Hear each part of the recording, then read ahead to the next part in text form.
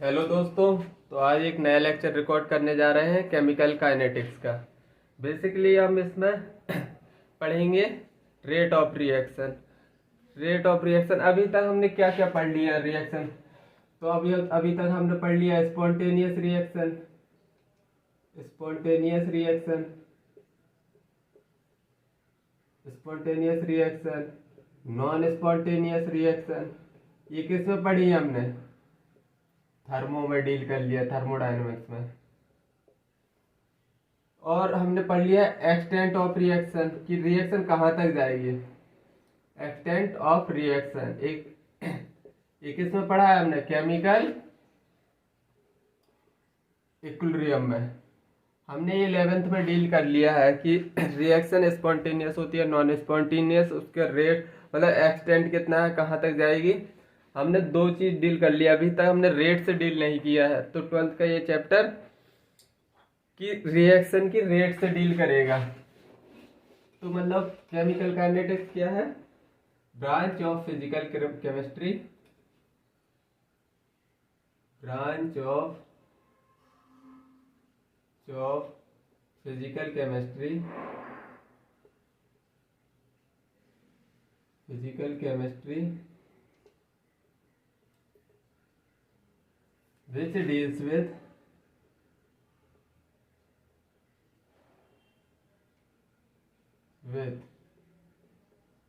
rate of reaction,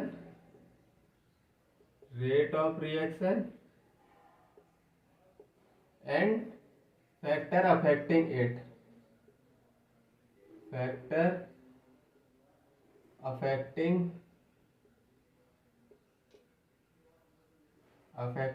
it। Basically rate को अगर मैं तुमको फील दिलाऊं तो सपोज तुमने एक रोड डलते हुए देखा होगा अपन आर्ट्स, जैसे कोई भी रोड डलता है तो उसके बाद में फिर इधर से ईंटें लगा दिए जाते हैं। क्यों लगा दिए जाते हैं? क्योंकि उसमें जो सीमेंट डलता है, डामर डलता है जो रोड बनाने में, तो जिन जिन लोगों ने ये पत्थर लगाए होते हैं, वर्कर्स लोगों ने, तो उनको ये पता होता है कि ये रोड सेट होने का रेट कितना है, कि मतलब एक दिन में सेट हो जाएगा या 2 दिन में, उसके बाद पत्थर हटा दिए जाते हैं। तो मतलब बेसिकली ये क्या है? रेट ही तो है, जो कि उनको पता है कि इतने रेट में ये मतलब रोड कंप्लीटली सेट हो जाएगी। और या केमिकल काइनेटिक्स को समझने के लिए तुमको डॉक्टर गोली देता है, एक टैबलेट बोलता है 24 घंटे में खाना है, एक दो, और दूसरी टैबलेट बोलता है ये 12 12 घंटे में खानी है, 12 आवर में। तो उसको रेट पता है ना कि केमिकल रिएक्शन जो तुम्हारे अंदर चलेंगी ना बॉडी के साथ, जो गोली की रिएक्शन, वो मतलब किस रेट से चलेंगी। अगर यही गोली डॉक्टर बोल दे कि दिन में 2 बार खाना है, अगर उसको रेट पता ना हो, अगर उसको रेट पता नहीं होगी तो वो ओवरडोज करवा देगा तुमको। मतलब कि अगर ये गोली खा रहे हो 24 घंटे में खाने वाली, तो मतलब उसकी रिएक्शन बॉडी में 24 घंटे चलने वाली है। और वही अगर डॉक्टर को रेट पता नहीं होगी तो वो तुमको 2 गोली बोल देगा। तो मतलब जो गोली खाना चाहिए तुमको 24 घंटे में एक, अब तुम उसकी एक एक दिन में 2 बार ले रहे हो, मतलब कि तुम ओवरडोज से तुम्हारा काम हो जाएगा, भगवान को प्यारे हो जाओगे। तो आई थिंक रेट समझ में आ गया होगा। और अच्छे से रेट समझाऊं तो रेट अपनी मम्मी को ज्यादा अच्छे से आती है, लेकिन उसको पता नहीं रहता कि मुझे काइनेटिक्स आती है। जैसे वो बोलती है कि फ्रिज में सब्जी रख दो, मतलब उनको पता है कि इतने देर में खराब हो जाएगी, रेट पता है खराब होने का, सब्जी का रेट कि कितने रेट में खत्म हो जाएगी। तो आई थिंक अब रेट की फीलिंग आ गई होगी, रेट ऑफ रिएक्शन क्या होती है। तो रेट, अब हम पढ़ेंगे types of reaction, types of reaction, types of reaction. Types of reaction में सबसे पहले पढ़ेंगे आयनिक reaction, ionic reaction.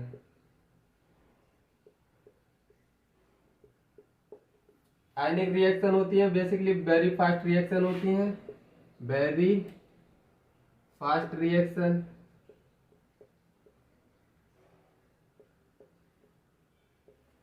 it takes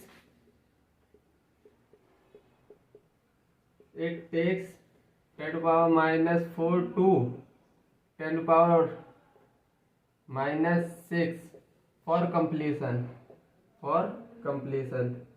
मतलब ये बहुत जल्दी कंप्लीट हो जाती हैं। देखो इनका टाइम देखो, 10 power minus 4, 10 power minus 6 completion.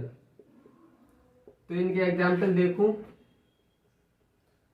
तो AgNO3 plus NaCl gives NaNO3 plus AgCl। और दूसरी रिएक्शन लिखूं तो NaHCl प्लस NaOH। ये क्या देगा? NaCl plus water. अगर कोई रिएक्शन 10⁻⁻6 पे इतने जल्दी खत्म हो रही तो क्या हम उसका रेट पढ़ सकते हैं? बिल्कुल नहीं। बेसिकली हम केमिकल काइनेटिक्स में आयनिक रिएक्शन से डील नहीं करेंगे। दूसरी है very slow reaction. Very fast reaction पढ़ लिया आयनिक रिएक्शन। दूसरी है very fast reaction, very slow reaction. Very slow reaction basically इसमें इंक थोड़ी कम है, इंक डाल ले रहा हूं। तो वेरी स्लो रिएक्शन कौन सी रिएक्शन होती हैं? वेरी स्लो किस में इंक्लूड करोगे? जिसमें जिनको कंप्लीट होने में कम से कम 1 महीना, साल ऐसा कुछ टाइम लगे तो उनको स्लो रिएक्शन में काउंट करते हैं। It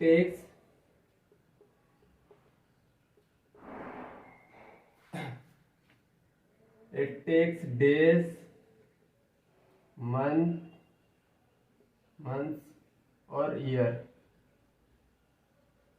for completion।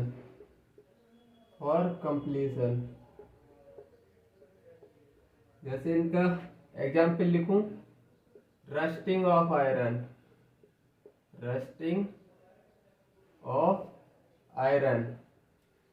ये किसका एग्जाम्पल है? वेरी स्लो रिएक्शन का। दूसरा एग्जाम्पल लिखूं तो कार्बन ग्रेफाइट डायमंड से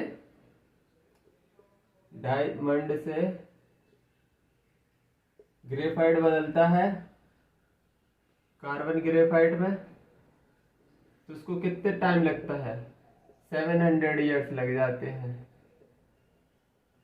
पता चला तुम अपने गर्लफ्रेंड के लिए, किसी के लिए नेकलेस लाए डायमंड का और उसको दिया, तब तक बन गया कार्बन ग्रेफाइट। तो फिर इसीलिए इसमें 700 साल रहते हैं, तभी हम इस डायमंड को खरीदते हैं, क्योंकि हीरा है सदा के लिए। मतलब कि इतने जल्दी कन्वर्ट नहीं होगा, इतनी जल्दी रिएक्शन नहीं करेगा। इसीलिए मतलब हम कार्बन डायमंड को मतलब डायमंड की रिंग खरीदते हैं, फलाना खरीदते हैं दिमाग का। तो क्योंकि ये बहुत स्लो रिएक्शन है। रस्टिंग ऑफ आयरन का टुकड़ा रख दो, जैसे जैसे पानी पड़ता जाएगा धीरे धीरे डिग्रेड होगा। ऐसे नहीं कि आज तुमने लोहे का टुकड़ा रखा, कल समाप्त, पूरे में जंग लग गया, ऐसा कुछ नहीं होता है। तीसरी रिएक्शन तो वेरी स्लो रिएक्शन को रेट हम पढ़ेंगे? तो बिल्कुल नहीं पढ़ेंगे, क्योंकि इसमें अब तुमने कोई रिएक्शन चला दी, अब उसमें 700 साल लग रहे हैं, तो क्या तुम्हारे पोता पर पोता देखेंगे क्या कि रिएक्शन हमारे दादाजी ये करा के गए थे, इसका रिजल्ट अब आ रहा है? मतलब कि हम वेरी स्लो रिएक्शन से भी डील नहीं करने वाले। थर्ड है moderate reaction. Moderate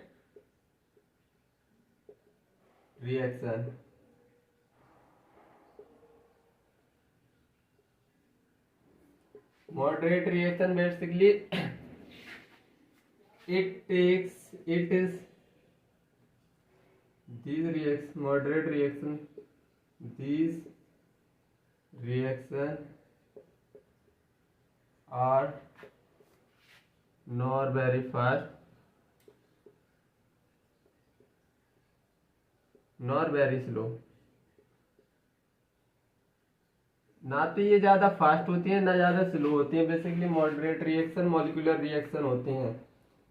these are molecular reaction, these are molecular reactions.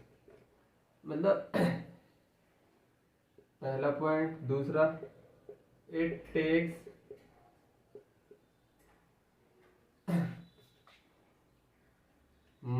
few minutes or hours for completion, for completion। इसमें कुछ मिनट या कुछ घंटे लग सकते हैं। और दीज रिएक्शन मॉलिक्यूलर रिएक्शन होती है। जैसे एग्जांपल से बताऊं, N2O4 gives 2NO2। सभी मॉलिक्यूलर रिएक्शन मॉडरेट रिएक्शन में आती हैं। N2 plus 3H2 gives ammonia. और एक और एग्जांपल लो, SO2Cl2, तो SO2 गिव्स Cl2। ये सब मॉलिक्यूलर रिएक्शन है। बेसिकली हम डील करने वाले हैं रेट, हम इसी का पढ़ सकते हैं, मॉडरेट रिएक्शन का। चलो अब रेट ऑफ रिएक्शन पढ़ते हैं।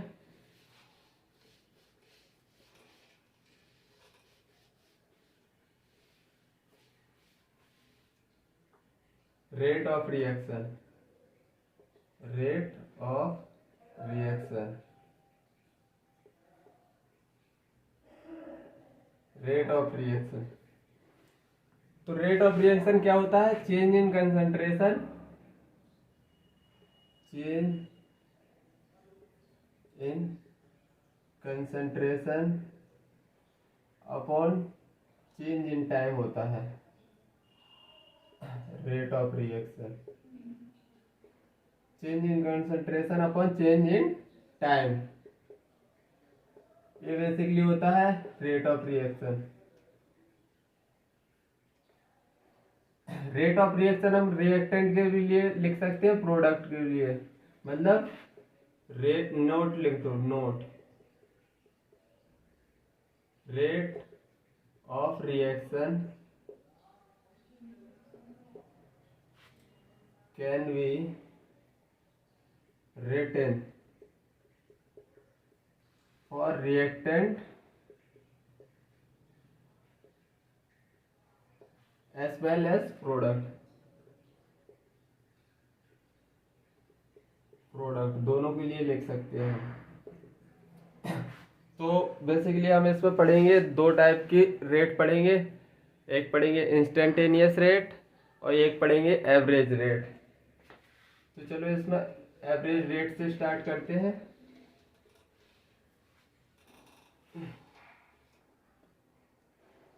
Average rate, average rate of reaction. Types of rate पढ़ रहे हैं इसमें। सबसे पहले एवरेज रेट, सबसे पहले हम पढ़ रहे हैं types of rate. Types of rate, rate कितने प्रकार के होते हैं?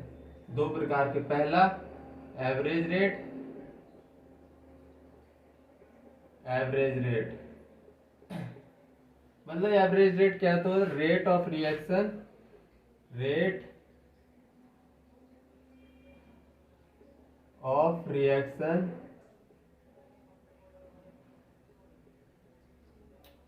Over time interval, over time interval के लिए देखते हैं। एक एवरेज कब देखते हैं? एवरेज बराबर से टाइम इंटरवल के दो ड्यूरेशन के बीच में जो पूरा होता है उसको देखते हैं एवरेज रेट। तो मतलब एवरेज रेट का formula R average change in concentration upon change in time, ये इसका फॉर्मूला आता है। देखो अब मैं तुमको एक ग्राफ से समझा रहा हूं।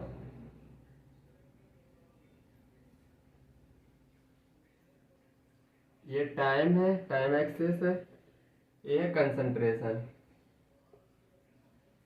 तो इनिशियली जब रेट स्टार्ट हुई होगी तो रिएक्टेंट होगा, प्रोडक्ट तो जीरो होगा। तो रिएक्टेंट धीरे धीरे क्या टाइम के साथ घटेगा, और प्रोडक्ट होगा तो धीरे धीरे बढ़ेगा। रिएक्टेंट कम होगा, प्रोडक्ट बढ़ेगा।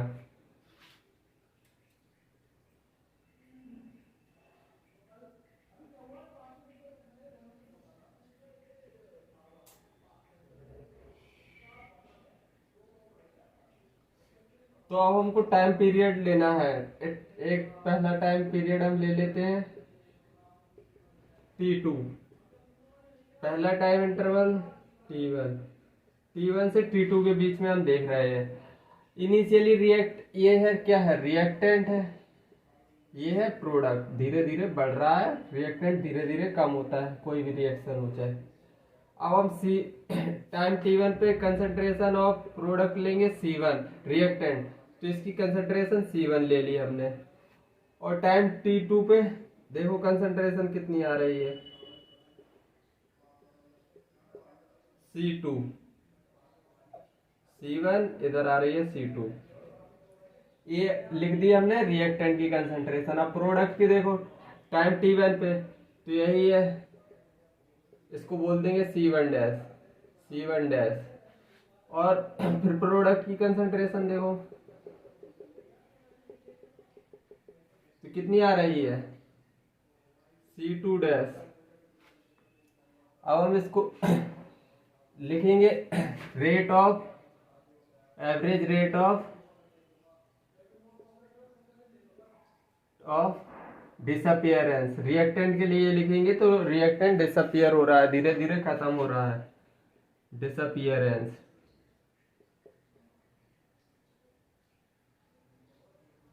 ROD कैसे लिखेंगे, चेंज इन कंसंट्रेशन, मतलब फाइनल माइनस इनिशियल। फाइनल क्या है, फाइनल है C2 minus C1, final minus initial, time interval T2 minus T1। अब देखो कंसंट्रेशन C2 की क्या है, कम है, C1 की ज्यादा है। C1 की कंसंट्रेशन ज्यादा है C2 से, तो रेट क्या आएगा, नेगेटिव आएगा। और रेट कभी नेगेटिव आता ही नहीं है भैया, ये दिमाग में बिठा लो अपने कि रेट कभी नेगेटिव आ ही नहीं सकता। या तो रेट मतलब अगर जैसे कि तुमको किसी ने होमवर्क करने के लिए दिया, या तो तुम थोड़ा करोगे, 5 क्वेश्चन दिए, या तो तुम 1 क्वेश्चन करोगे, या 2 क्वेश्चन करोगे, या 1 भी नहीं करोगे, 0। ऐसा तो नहीं कि पिछला काम भी फाड़ दोगे, ऐसा नहीं करोगे ना। मतलब कि रेट कभी नेगेटिव नहीं आता, तो ओवरऑल पॉजिटिव बनाने के लिए हम आगे नेगेटिव का साइन लगा लेते हैं, rate of disappearance. I think तुमको समझ आ गया होगा, रेट कभी नेगेटिव नहीं होती है, नेगेटिव साइन इसीलिए लगाया क्योंकि C1 ज्यादा है तो ओवरऑल नेगेटिव आएगा, तो नेगेटिव आगे लगा दिया ताकि रेट ऑफ डिसअपियरेंस, या मतलब रेट कभी नेगेटिव ना है, रेट पॉजिटिव अब आने के लिए। अब लिखेंगे हम एवरेज रेट ऑफ अपीयरेंस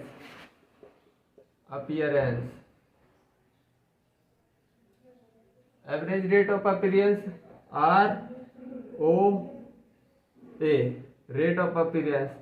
अब रेट ऑफ अपीयर क्या, प्रोडक्ट क्या अपीयर होगा ना, बनेगा धीरे धीरे, मतलब कि प्रोडक्ट के लिए लिखते हैं एवरेज रेट ऑफ अपीयरेंस। तो प्रोडक्ट के लिए देखो फाइनल क्या है इसकी, प्रोडक्ट की फाइनल है C2 dash minus C1 dash upon T2 minus T1, ये time interval T2 minus T1, ये निकल आया। देखो अब C2 की कंसंट्रेशन इधर ज्यादा है, इधर कम है C1 की, इसीलिए इधर हम नेगेटिव नहीं लगाएंगे क्योंकि ओवरऑल पॉजिटिव वैसे ही आ रहा है, मतलब हमको नेगेटिव लगाने की जरूरत ही नहीं पड़ रही है। आई थिंक तुमको एवरेज रेट समझ में आया होगा। चलो अब हम पढ़ते हैं इंस्टेंटेनियस रेट।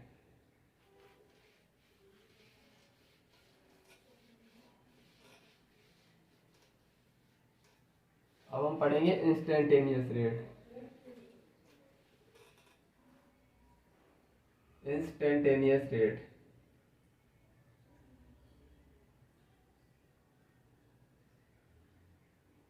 इंस्टेंटेनियस रेट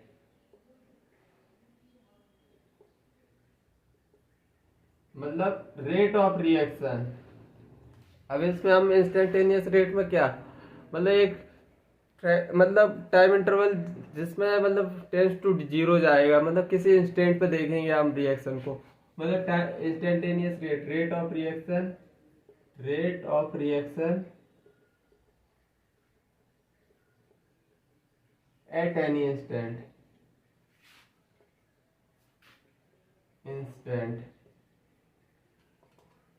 तो इसको आर इंस्टेंटेनियस को समझने के लिए ग्राफ बना लो।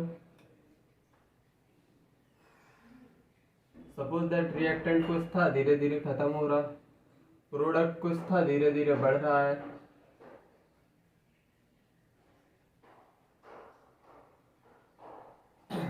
अब देखो इधर कंसंट्रेशन लेंगे, इधर टाइम। इनिशियली हमने क्या लिया था, T1 T2, ये कब लिया था हमने। आर इंस्टेंटेनियस को लिखेंगे dc बाई dt,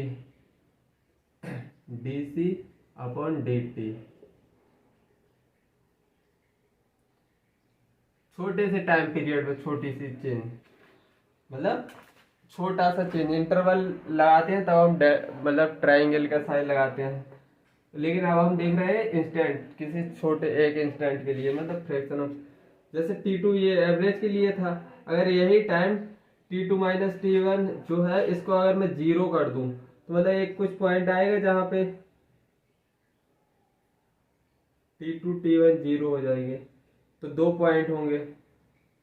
अब ये 2 पॉइंट है जहां पे हमको देखना है इंस्टेंटेनियस रेट को। तो सबसे पहले हम इसमें क्या करेंगे, इसमें सिंपली कुछ नहीं, तुम टेंजेंट डाल दो। टेंजेंट डाली तो इसमें क्या निकल के आया, थीटा, देख लो ये निकल के आया थीटा। अब इसमें टेंजेंट डाल के देखो तो थीटा कितना निकल के आया, ये निकल के आया थीटा। अब अगर थीटा 190 और 180 के बीच में है तो इसका टेन थीटा कितना निकल के आता है, नेगेटिव। अगर टेन थीटा 90 से कम है तो ये पॉजिटिव निकल के आती है। ये क्या है, प्रोडक्ट के लिए, ये क्या है, रिएक्टेंट के लिए। तो सबसे पहले अब हम लिखेंगे instantaneous rate for product. Instantaneous rate for product लिखेंगे, रेट ऑफ डिसअपियरेंस रिएक्टेंट के लिए, रेट ऑफ डिसअपियरेंस कैसे लिखेंगे, इंस्टेंटेनियस लिखेंगे। तो कैसे लिखेंगे, कैसे लिखेंगे बताओ। तो सिंपली वही नेगेटिव साइन इधर लगा देंगे, क्योंकि कंसंट्रेशन मतलब ओवरऑल पॉजिटिव लाने के लिए है, रेट कभी नेगेटिव होता नहीं है। dc अपॉन dt, ये नेगेटिव इधर लगा देंगे ताकि रेट, क्योंकि इधर rate of dissociation product, rate of dissociation, और रेट ऑफ अपीयरेंस कैसे लिखेंगे, किसी इंस्टेंट पे dc अपॉन dt। अब देखो ये मैंने बताया था प्रोडक्ट डिसअपियर हो रहा है, तो टेन थीटा की वैल्यू, टेन थीटा की वैल्यू और 90 से और 120 के बीच में है, 90 से 120 के बीच में, तो ये क्या होता है negative.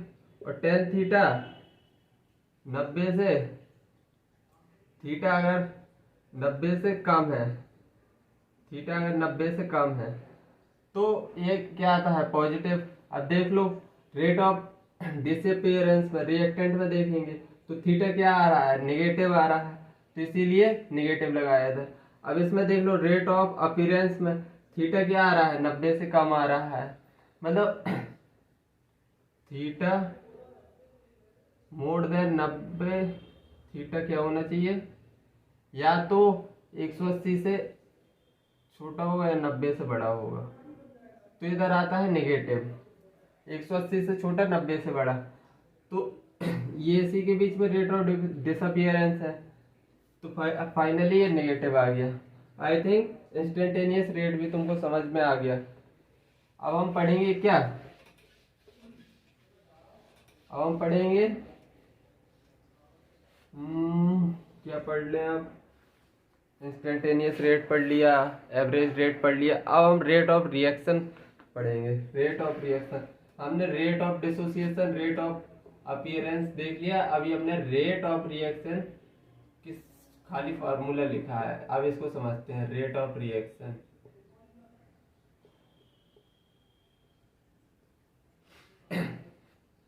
Rate of reaction, suppose that एक रिएक्शन है A plus B gives C plus D.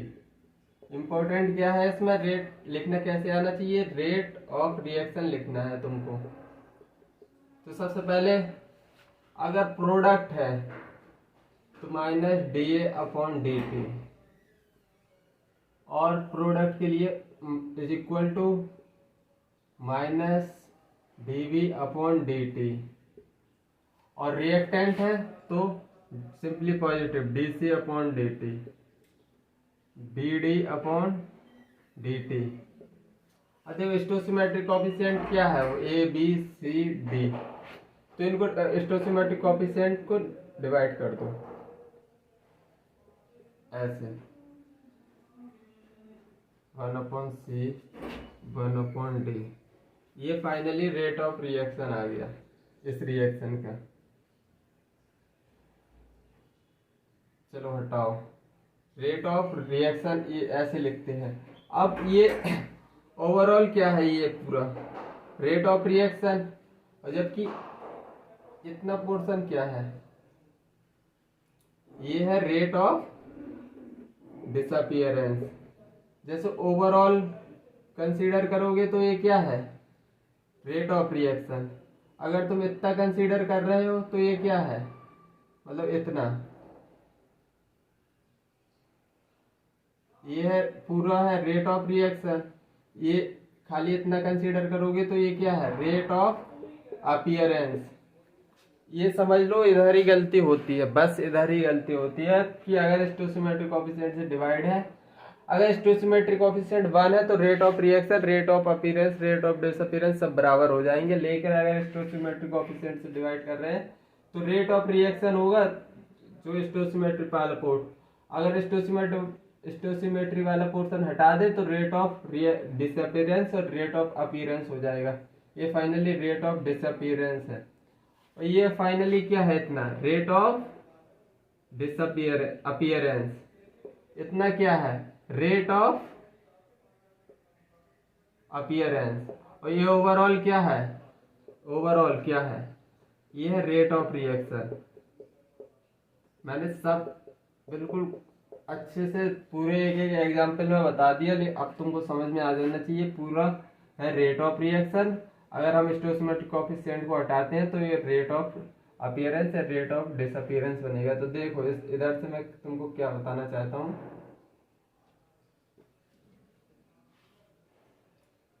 A D A upon D T. तो फाइनली ये क्या है, रेट ऑफ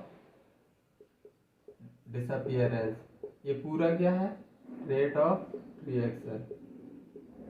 इतना तुमको समझ आ गया होगा। अब चलो रेट ऑफ डिसअपीयरेंस कितना है, इतना, तो इसको क्या लिख सकते हूँ, A 1 upon A rate of disappearance is equal to 1 upon B rate of disappearance, किसका, ए का, रेट ऑफ डिसअपीयरेंस बी का। तो rate of disappearance of A upon rate of disappearance of B कितना निकल के आएगा, ये ऊपर चला जाएगा, ए अपॉन बी। तो इधर से क्या निकला, रेट ऑफ डिसअपीयरेंस निकाल रहे हैं तो उसी के stoichiometric coefficient is equal to उसी का stoichiometric coefficient. Rate of disappearance B निकाल रहे हो, बी का रेट ऑफ डिसअपीयरेंस निकाल रहे हो, रेट ऑफ रिएक्शन नहीं, रेट ऑफ डिसअपीयरेंस, तो उसी का स्टोसियोमेट्री रख देना इज इक्वल टू। अब जैसे इसमें देख लो, अब रेट ऑफ रिएक्शन क्या होता है, रेट ऑफ रिएक्शन को कैसे लिखते हैं, rate with respect to product, rate with respect to reactant और product, rate with respect to reactant और product which has stoichiometric coefficient 1।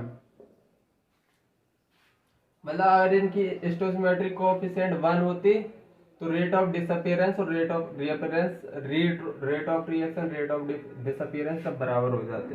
अब इसमें देखो रेट ऑफ रिएक्शन, इसको कैसे लिखेंगे, rate 1/c rate of appearance is equal to 1/d rate of appearance of C rate of appearance of D. अब इसको हम rate of appearance of C upon rate of disappearance, rate of appearance of D क्या लिखेंगे, ये D नीचे, ये नीचे ला दिया तुमने, सी ऊपर चला गया, सी मतलब रेट ऑफ अपीयरेंस ऑफ सी कितना है, उसी के स्टोसियोमेट्रिक कोएफिशिएंट के बराबर, rate of appearance of D कितना है, उसी के स्टोसियोमेट्रिक कोएफिशिएंट के बराबर। बस इतनी तुमको याद रखनी है बात। रेट ऑफ रिएक्शन लिखना सीख गए हो, चलो अब आगे बढ़ते हैं, क्वेश्चन की तरफ हम मूव करते हैं। हमने थ्योरी काफी पढ़ ली, अब क्वेश्चन की तरफ मूव करेंगे।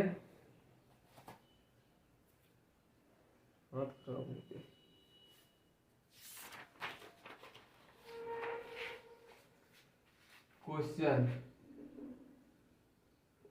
Reaction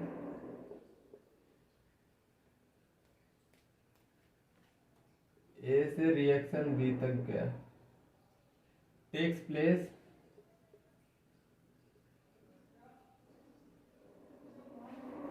in a vessel of capacity, in a vessel of capacity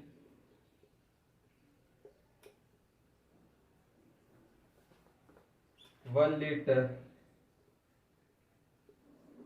the reaction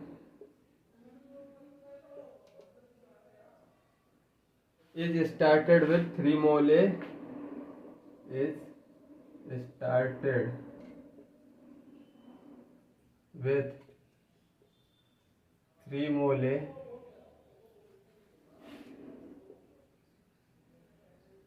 after 10 second 1 mole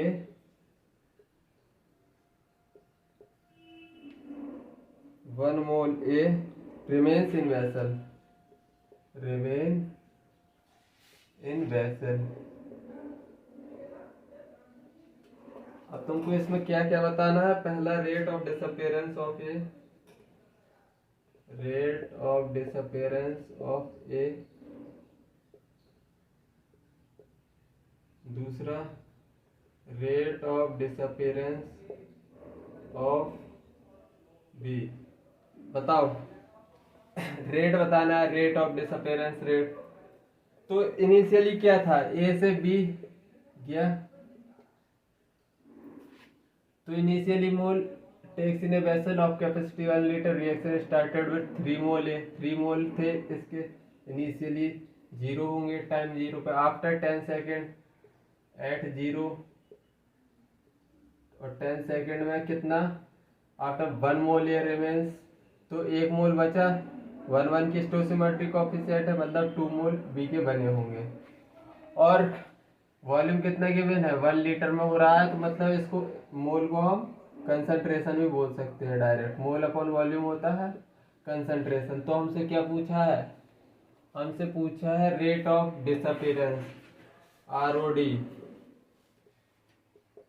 of A का पूछा है। तो मतलब रेट ROD कैसे लिखे थे, change in concentration upon time. तो फाइनल रिएक्टेंट के लिए लिखते हैं तो हमेशा माइनस साइन पहले लगा दो। Final minus initial, final minus initial upon total time 10 second. तो कितना निकल के आया, 2/10, मतलब 0.2 सेकेंड। अब rate of disappearance of B पूछा है, अपीयरेंस होगा, rate of appearance of B कितना होगा, final minus initial upon total time है 10, तो 2/10 कितना निकल के आया, 0.2 सेकेंड। ये आंसर है। Rate of disappearance, rate of appearance लिखना आ गया तुमको। कैसे लिखते हैं, चेंज इन कंसंट्रेशन। प्रोडक्ट के लिए पर हमेशा नेगेटिव रहता है, क्यों रहता है, क्योंकि इंस्टेंटेनियस में टेन थीटा ज़्यादा होता है, और अगर वैसे देखें तो रेट का भी नेगेटिव होता नहीं है, और इसकी वैल्यू नेगेटिव आ रही थी, इसलिए हमने रेट ऑफ डिसअपीयरेंस में नेगेटिव लगाया था। चलो इतना समझ में आया, चलो अच्छे अच्छे से क्वेश्चन कर लेते हैं।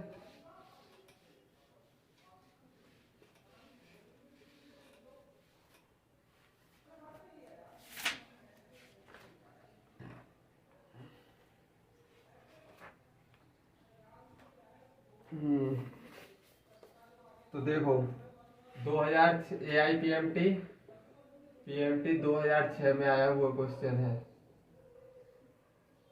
क्वेश्चन क्या था, in the reaction 2A plus B gives 3C plus D, which term does not represent which term does not represent ROR, represent ROR। पहला option minus DA upon D2DT। Second option minus DB upon DT। C option plus DD upon DT। D option minus DC upon DT। अब बताओ, it does not represent ROR। देखो मैंने ROR लिखना सिखाया था तुमको। Reactant है minus DA upon DT, stoichiometric coefficient 1 है तो अपॉन 2 लगा दो। स्टोइकोमेट्रिक कोएफिशिएंट 2 है तो स्टोइकोमेट्रिक कोएफिशिएंट लगा दो, DA अपॉन DT। ये निगेटिव में है, रिएक्टेंट है, is equal to DB, reactant है नेगेटिव लगा दो, DT is equal to 1/3 DC upon DT is equal to DD upon DT। ये प्रोडक्ट है इसलिए हमने नेगेटिव नहीं लगाया। अब बताओ डज नॉट रिप्रेजेंट पूछ रहा है, तो माइनस DA 2DT है, ये तो सही है, मतलब डज नॉट पूछा है। माइनस DB अपॉन DT, हाँ सही है। DD अपॉन DT सही है। माइनस DC अपॉन DT, पहली बात तो ये प्रोडक्ट के लिए है, नेगेटिव साइन ही गलत है, स्टोइकोमेट्रिक कोएफिशिएंट भी गायब है, डी ऑप्शन। ये क्वेश्चन 2006 में आया हुआ क्वेश्चन है, अच्छे से देख लो। रेट ऑफ रिएक्शन लिखना अच्छे से सीख लो, तो बार बार लिख के बता रहा हूँ ताकि तुमको घुस जाए दिमाग में।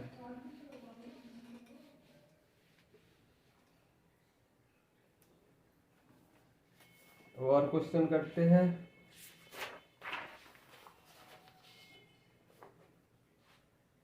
चलो एक और क्वेश्चन करते हैं। in reaction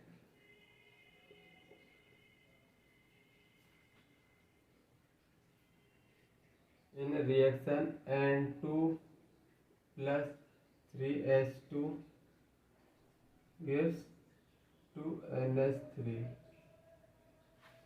Rate of disappearance of hydrogen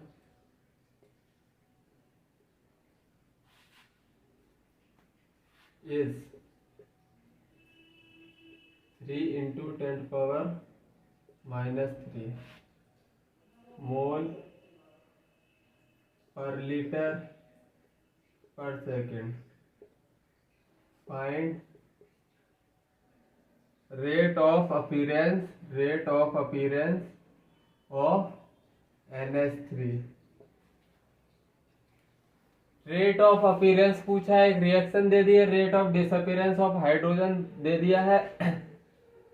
तो मैंने क्या क्या बताया था, rate of disappearance rate of appearance पूछा है, तो मैंने क्या बताया था, रेट ऑफ डिसअपीयरेंस सबसे पहले ROR लिख लो, ROR लिख के देखो, ROR इसकी कितनी आएगी, -TN2/dt is equal to 1/3 dH2/dt is equal to minus, ये इधर माइनस आएगा, रिएक्टेंट है, DNH3/dt। तो देखो ये क्या है हमारा, rate of disappearance of hydrogen है, ROD हाइड्रोजन का है, और पूछा क्या है ROA रेट ऑफ अपीयरेंस, ये पूछा है DNH2 rate of appearance of ammonia पूछा है। मतलब तो मैंने क्या बताया था कि सिंपली ROD ऑफ हाइड्रोजन कैसे लिखोगे, उसके स्टोइचियोमेट्रिक कोएफिशिएंट के बराबर 3 है। ROA ऑफ, इसका रेशियो ले लेंगे, ROA ऑफ अमोनिया, तो इसका स्टोइचियोमेट्रिक कोएफिशिएंट कितना है 2। अब बस पूछा क्या, ROA पूछा है, ROA ऑफ अमोनिया पूछा है, ROD सीधा गिवन है कितना 3 इंटू 10⁻³ गिवन है, ये ऊपर जाएगा, ये इधर से 2 ऊपर 3 नीचे, तो कितना निकल के आया 2 इंटू 10⁻³ ये आंसर है। आई थिंक तुमको समझ में आया होगा, ये तुमको लिखना समझ में आ रहा है ना, रेट ऑफ डिसअपीयरेंस और रेट ऑफ अपीयरेंस, अगर इनको इस टर्म को हम अरेंज करेंगे तो सिंपली यही आएगा। इस टर्म को मतलब मैंने फाइनली इसको ROA बोल दिया है, इधर ROA लिख दो, इधर ROD लिख दो। ROA अपन ROD कितना आएगा 2/3, 2 या ROA अपन ROD अपन ROA 3/2, ये ROA अपन ROD 2/3 जाता, क्योंकि जिसका भी अगर हाइड्रोजन का डिसअपीयरेंस देख रहे हैं तो उसके स्टोइचियोमेट्रिक कोएफिशिएंट के बराबर कर दो। मैं पिछले भी बता चुका था, अभी भी बता रहा हूँ, ये ट्रिक याद कर लेना, मतलब ट्रिक है एक किस्म से, याद कर लेना, वरना तुम्हारे क्वेश्चन बहुत गलत कराएगा, क्योंकि तुमको इतना ही समझ में नहीं आएगा कि ये पूरा क्या है, तुम इसको ROD कंसीडर करोगे, कहीं कुछ ऐसा करते हैं सभी लोग। ये है बेसिकली रेट ऑफ रिएक्शन है ये पूरा, लेकिन हमसे ROD ROA सिंपली स्टोइचियोमेट्रिक कोएफिशिएंट को हटा के होता है। अगर स्टोइचियोमेट्रिक कोएफिशिएंट 1 है तो इसको रेट ऑफ रिएक्शन भी बोल सकते हैं, रेट ऑफ डिसअपीयरेंस भी बोल सकते हैं।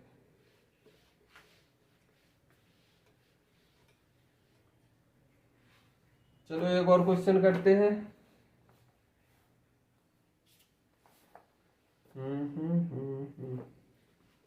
For a reaction,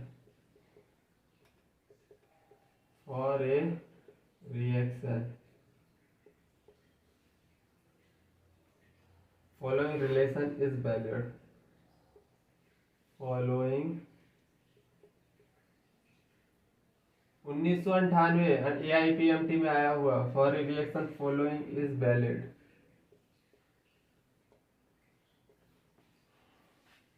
0.3 plus log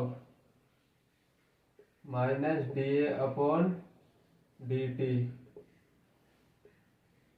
is equal to 0.47 plus log dV upon dt। Reaction क्या दी है? The relation is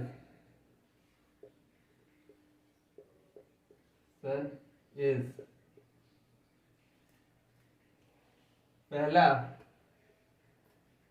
2A gives 3B, B 2A gives 3A, C 3B gives 2A, D 3A gives 2B। अब हमको relation बताना है कि कौन सा करेक्ट है। तो सबसे पहले हम इसको 0.3 को क्या लिख सकते हैं? 0.3 को क्या लिख सकते हैं हम? log 2 लिख सकते हैं या नहीं? Plus log dA upon dt। log 0.47 को क्या लिख सकते हैं? इसको 0.47 को log 3 लिख सकता हूं मैं या नहीं? Plus log dV upon dt। log 3 की वैल्यू होती है 0.7, हमको log की टर्म में निकाल लेना है सबको। अब ये प्लस में है तो ये मैंने प्रॉपर्टी पढ़ाई थी कि log प्लस में है तो मल्टीप्लाई में जाता है, मतलब log कितना निकलेगा? log मल्टीप्लाई में चला जाएगा 2 into dA upon dt is equal to log plus में है मल्टीप्लाई में चला जाएगा 3 into dV upon dt। Finally दोनों तरफ log log कट गए, कितना निकल के आया? dA अपॉन dt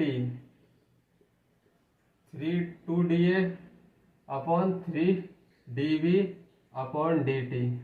अब देखो लड़के बस इधर तक सॉल्व करेंगे और सिंपली आंसर क्या मारेंगे? बी, जबकि ये गलत है। स्टोइचोमेट्रिक कोएफिशिएंट कहाँ होता है? ऊपर नहीं भैया, नीचे देखते हैं। नीचे स्टोइचोमेट्रिक कोएफिशिएंट अपॉन में dA upon dt is equal to, ये 3 नीचे आ जाएगा इसका 1/3 और ये 2 इसका इधर नीचे आ जाएगा dV अपॉन dt। अब लिख सकते हैं हम इसको 3A 2B, सही है? तो D option, B option D. समझ आया? और गलती कहाँ करने के चांस है? तुम इधर ही रुक जाओगे, अपनी कैलकुलेशन इधर ही स्टॉप कर दोगे। मैं गलती इसलिए बताते जा रहा हूँ कि मतलब इसलिए मिस्टेक्स है सब।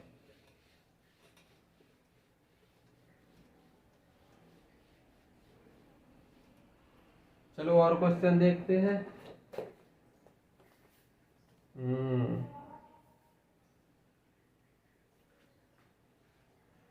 Question for a chemical reaction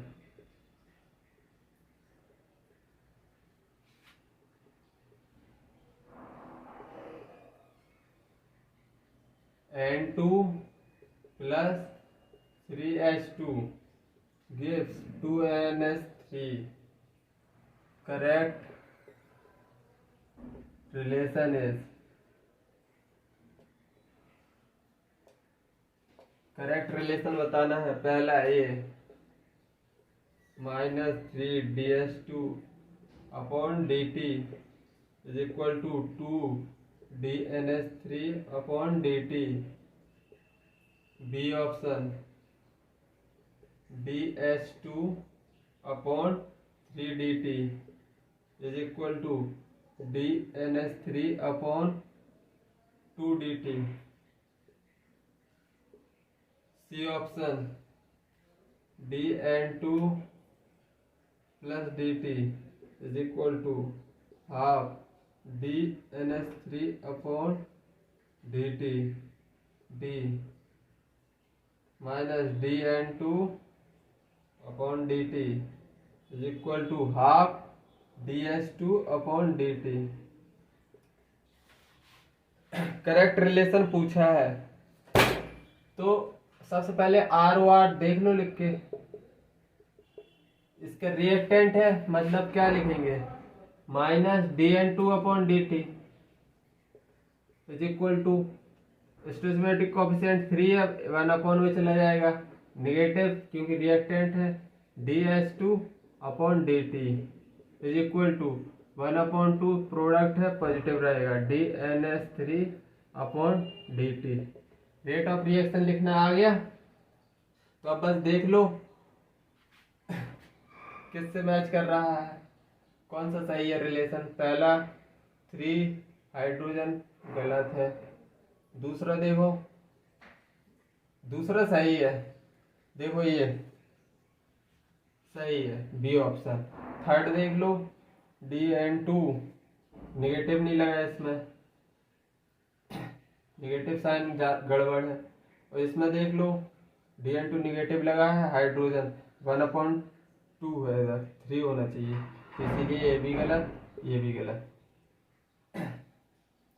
तो ये सही आई थिंक आया हुआ क्वेश्चन था, मुझे ईयर्स याद नहीं है।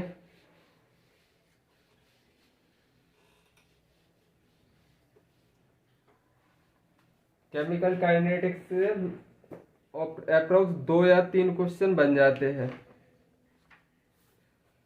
चलो एक थ्योरेटिकल क्वेश्चन कर लो। Which of the following statement is incorrect?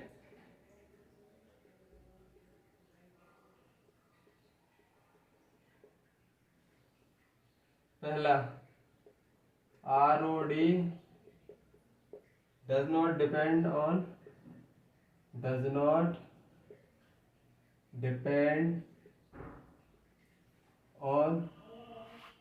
stoichiometry of reaction, stoichiometry of reaction।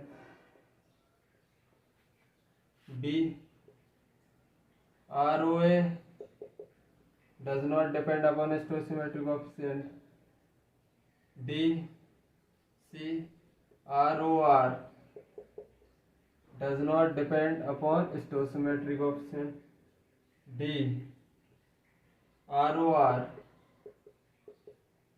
depend on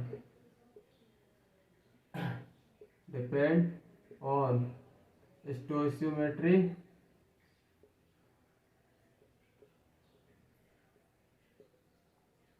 of reaction। तो बताओ ROD does not depend upon stoichiometric coefficient मैंने बताया था A plus BB gives CC, तीसरी चौथी बार बता रहा हूँ DD। अब रेट ऑफ रिएक्शन कैसे लिखोगे, -1/8 DA upon DT is equal to -1/B DB upon DT is equal to 1/C DC upon DT is equal to 1/D DD upon DT। देखो ये ओवरऑल क्या है, रेट ऑफ रिएक्शन, और ये क्या है, रेट ऑफ डिसअपीयरेंस। तो rate of disappearance क्या है, स्टोइचोमेट्रिक कोएफिशिएंट पे डिपेंड कर रहा है, नहीं, तो मतलब does not depend upon reaction, ये स्टेटमेंट सही है, जबकि पूछापन से इनकरेक्ट है। रेट ऑफ अपीयरेंस देख लो, ये रेट ऑफ अपीयरेंस ये स्टोइचोमेट्रिक कोएफिशिएंट पे थोड़ी डिपेंड कर रहा है, रेट ऑफ रिएक्शन कर रहा है डिपेंड, मतलब ये भी सही है, rate of reaction depend on stoichiometric coefficient, हाँ, जबकि ये लिखा है rate of reaction does not depend on stoichiometric coefficient, ये ऑप्शन जाएगा क्योंकि ये डिपेंड करता है स्टोइचोमेट्रिक कोएफिशिएंट पर। तो चलो आज का लेक्चर इधर ही समाप्त करते हैं, तब तक के लिए बाय।